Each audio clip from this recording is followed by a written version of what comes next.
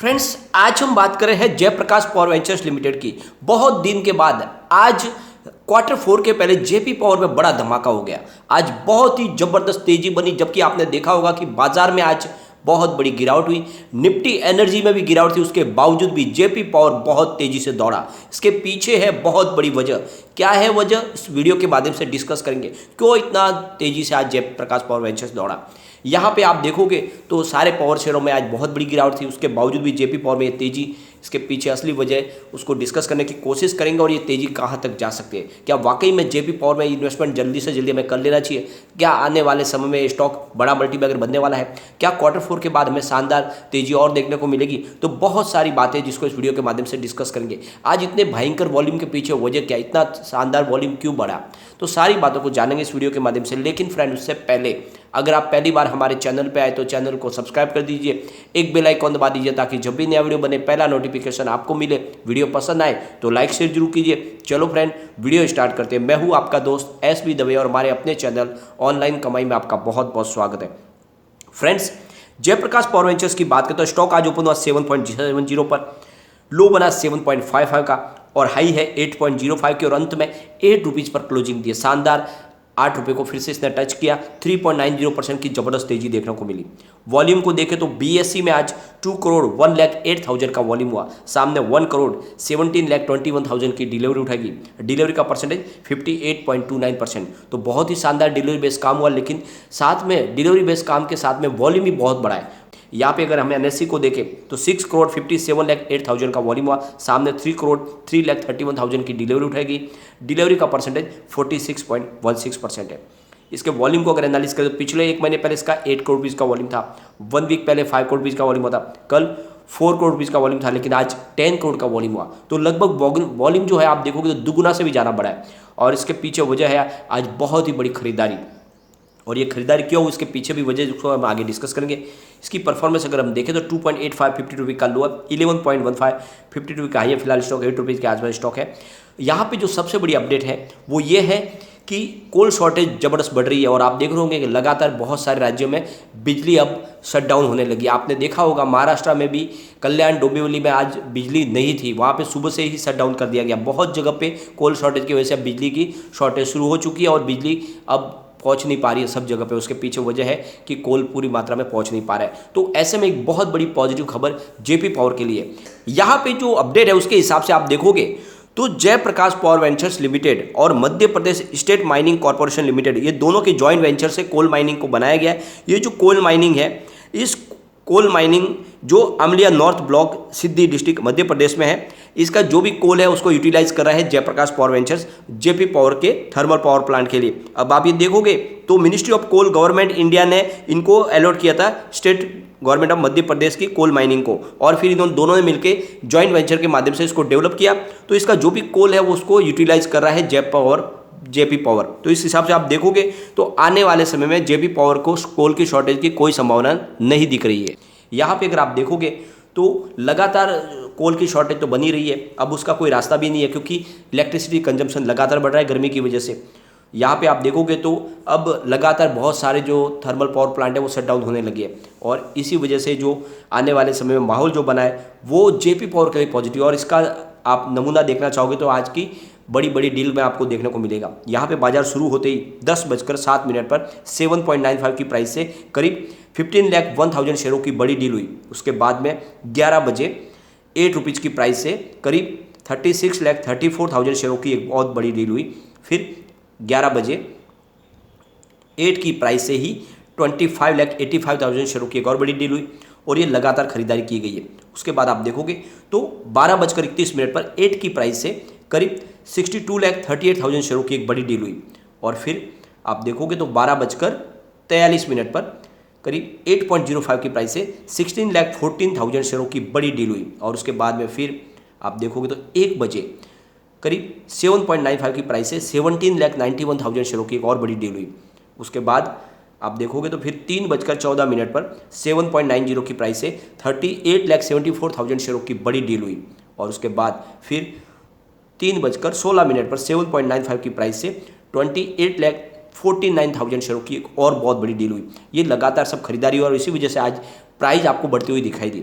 फिर उसके बाद 3:20 पर बाजार क्लोज होते थे 7.95 की प्राइस से 24,62,000 शेयरों की एक और बड़ी डील हुई।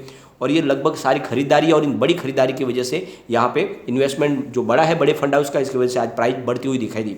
और ये इन्वेस्टमेंट बढ़ने के पीछे सबसे बड़ी वजह यह है कि Q4 आने वाला है और लग रहा है कि इस बार Q4 धमाका करेगा, क्योंकि पिछले दिनों जिस तरह से कोल की प्राइस बढ़ी है इसका फायदा जेपी पावर को मिला है, क्योंकि इनकी खुद की कोल माइंस है और आने वाले समय में इनके कोल शॉर्टेज की वजह से इनके थर्मल पावर प्लांट के बंद होने की भी संभावना बहुत कम है और इसी ने पूरा पॉजिटिव माहौल बनाया। जबकि आप देखोगे तो आज निफ्टी एनर्जी में गिरावट थी 28,856 पर निफ्टी एनर्जी आज यहाँ पे 169 पॉइंट की गिरावट थी, यानी 0.58% गिरा। सेंसेक्स में बड़ी गिरावट थी 57,175 का स्तर देखने को मिला है, 735 पॉइंट की गिरावट हुई, 1.27% डाउन हुआ। तो आप देखोगे पिछले 2-3 दिन से लगातार फिर से गिरावट शुरू हुई है। गिरावट के पीछे वजह आ रही है कि एफआई बिकवाली कर रही है बाजार में। थोड़े दिन की खरीदारी के बाद एफआई की लगातार बिकवाली हो रही है और एफआई अभी भी बाजार में भरोसा नहीं कर पा रहे हैं और उसके पीछे वजह है क्रूड ऑयल की बढ़ती हुई प्राइस, गोल्ड की प्राइस, इनकी वजह से वो हमारे हिंदुस्तान के बाजार में भरोसा नहीं कर पा रहे। तो ऐसे में आपके लिए भी जरूरी है कि ऐसे स्पेशली उन स्टॉक को पिक करें जो वाकई में इस सेक्टर के लिए मजबूत हो, आने वाले समय में कमाल कर सके। तो जेपी पावर वाकई में आने वाले समय में कमाल कर सकता है। यहाँ पे आप शेयर होल्डिंग पैटर्न में हमारा आ चुका है नया, तो यहाँ पे आप देखोगे प्रमोटर की होल्डिंग 26.02% है, जो सितंबर, दिसंबर, मार्च में आपको कुछ कम होती हुई दिखाई देगी। इसके पीछे आपको वजह ये पता ही है कि पिछले दिनों प्रमोटर ने अपनी शेयर होल्डिंग को देके अपने कर्ज को चुकाने की कोशिश की और इस वजह से यहाँ पे उनकी होल्डिंग कम होती हुई दिखाई दी। अभी फिलहाल 24% है। गिरवी शेयर की बात करें तो 87.30% की होल्डिंग सितंबर में थी, दिसंबर में अनचेंज थी। फिलहाल 94.63% के शेयर उनकी गिरवी है। बात अगर एफआई की करें तो 0.90% की होल्डिंग सितंबर थी, 1.02 की दिसंबर, फिलहाल 1.20% कर लिया। तो आप देखोगे एफआई लगातार इन्वेस्टमेंट बढ़ा रहा है जेपी पावर में और बाजार की नब्ज को पहचानते हैं एफआई। अगर किसी स्टॉक पे एफआई का दाव लग रहा है लगातार तो आप समझ लो वो स्टॉक आने वाले समय वाकई में कमाल करने वाला, उस स्टॉक में बड़ी तेजी जरूर बनेगी। अब बात डीआई की करें तो 28.72% की होल्डिंग सितंबर में थी, 23.28 दिसंबर, फिलहाल 23.12% की होल्डिंग है। तो डीआई ने जरूर थोड़ी सी अपनी होल्डिंग को कम किया है। अब यहाँ पे अदर्स को देखें तो 44.36% की होल्डिंग सितंबर में थी, 49.6 दिसंबर में, फिलहाल 51.68% की होल्डिंग है। तो ये शेयर होल्डिंग पैटर्न का इशारा है कि यहाँ पे एफआई अपनी होल्डिंग को बढ़ा रहे हैं। डीआई की थोड़ी सी उन्होंने प्रॉफिट बुक की है, लेकिन ओवरऑल यहाँ पे आपको इसमें इन्वेस्टमेंट करना चाहिए। लेकिन एक बात का ध्यान रखें, अभी भी गिरावट की संभावना तो बनी हुई है, तो लॉन्ग टर्म के लिए ही इन्वेस्टमेंट करें। शॉर्ट टर्म के नजरिए के हिसाब से फिलहाल जेपी पावर या किसी भी पेनी स्टॉक में निवेश न करें, क्योंकि वहाँ पे गिरावट की संभावना बनती रहती है। तो ऐसे में आपको लॉन्ग टर्म का नजरिया ही लेके इन्वेस्टमेंट करना है, ताकि आपका जो इन्वेस्टमेंट है वो कई गुना बढ़ सके। अब रिटर्न को देखें तो पिछले 5 साल के हिसाब से इसने 64% का पॉजिटिव रिटर्न दिया है, 3 ईयर के हिसाब से 203% का पॉजिटिव रिटर्न दिया है, 1 ईयर के हिसाब से 163% का पॉजिटिव रिटर्न है, 3 मंथ के हिसाब से 17% की गिरावट है, 1 मंथ के हिसाब से 13.67% का पॉजिटिव रिटर्न है, 1 डे के हिसाब से करीब 2.60% का पॉजिटिव रिटर्न है। तो आप देखोगे पिछले 5 साल में मात्र 3 मंथ के हिसाब से 17% की गिरावट है। ओवरऑल इसने अच्छा प्रदर्शन किया और स्टॉक मुझे लगता है आने वाले समय में फिर से 2 डिजिट को क्रॉस कर जाएगा। यहाँ पे Q4 के रिजल्ट के सामने अगर हम Q3 को एक बार डिस्कस करें तो काफ़ी शानदार आंकड़े निकल कर आए थे। आप देखोगे तो कंपनी का मार्केट कैप बहुत मजबूत है, यानी 5,414 करोड़ रुपये का इनका मार्केट कैप है। अब आप देखोगे तो Q3 में कंपनी ने टोटल इनकम 1,452.84 करोड़ रुपये बताई थी, जो 53.18% ज़्यादा थी Q2 से। Q2 में इनकी टोटल इनकम 948.48 करोड़ रुपये निकल आई थी और 46.16% ज़्यादा थी पिछले साल सेम क्वार्टर से।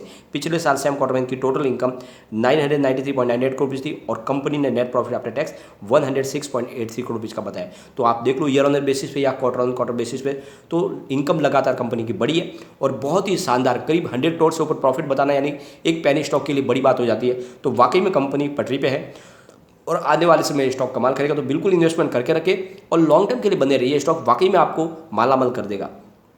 यहाँ पे सबसे बड़ी बात है कि कम्युनिटी सेंटीमेंट में स्टॉक के साथ बना हुआ है। 80% बाई की कॉल है, 20% होल्ड की कॉल है, मतलब 100 में से 100% लोग इसको लेना पसंद कर रहे हैं। एक बार इसके पिवट लेवल को भी चेक कर लेते हैं। तो यहाँ से अगर गिरावट शुरू होती है तो 7.68 का फर्स्ट सपोर्ट है, ये सपोर्ट टूटा तो 7.42 तक स्टॉक जा सकता है। तीसरा सपोर्ट 7.03 का है। ऊपर की तरफ मूव करने पे 8.33 का फर्स्ट रेजिस्टेंस है, इसको ब्रेक किया तो फिर 8.72 की प्राइस देखने को मिल सकती है और वहाँ तक स्टॉक पहुँचेगा, फिर 8.98 तक जा सकता है, यानी बिल्कुल 9 रुपये के पार जाने को तैयार है। तो निवेश बनाए रखें और ये स्टॉक वाकई अच्छा है, क्योंकि कंपनी का आने वाले समय में कोल्ड शॉर्टेज की वजह से कारोबार बंद होने की संभावना बिल्कुल नहीं है। तो ऐसे में बने रहे, क्योंकि नीति आयोग की रिपोर्ट कहती है कि आने वाले 2030 तक कोल डिमांड पीक पर होगी। जिस तरह से लगातार डिमांड बढ़ रही है, बढ़ती जाएगी, तो ऐसे में जो ग्रीन एनर्जी का सपना है वो फिलहाल अभी पूरा होता हुआ नहीं दिखाई दे रहा। तो ऐसे में थर्मल पावर प्लांट ही एक ही सहारा है और ऐसे में जेपी पावर का कारोबार बढ़ता रहेगा। तो ये आने वाले समय एक बड़ा मल्टीबैगर बनेगा। मुझे लगता है 5 साल के लिए अगर इसको आप होल्ड करके रखोगे, ये 500 को भी टच कर सकता है। वाकई में स्टॉक मजबूत है और पुरानी जेपी ग्रुप कंपनी है, तो निवेश बनाए रखें। लेकिन फ्रेंड, कोई भी इन्वेस्टमेंट करने से पहले अपने फाइनेंशियल एडवाइजर से एडवाइस ले ले या अपना खुद का रिसर्च करें, क्योंकि मैंने वीडियो आपके एजुकेशनल पर्पज के लिए ही बनाया। वीडियो पसंद आए तो लाइक शेयर जरूर कीजिए और चैनल को सब्सक्राइब कर दीजिए। Thank you friend.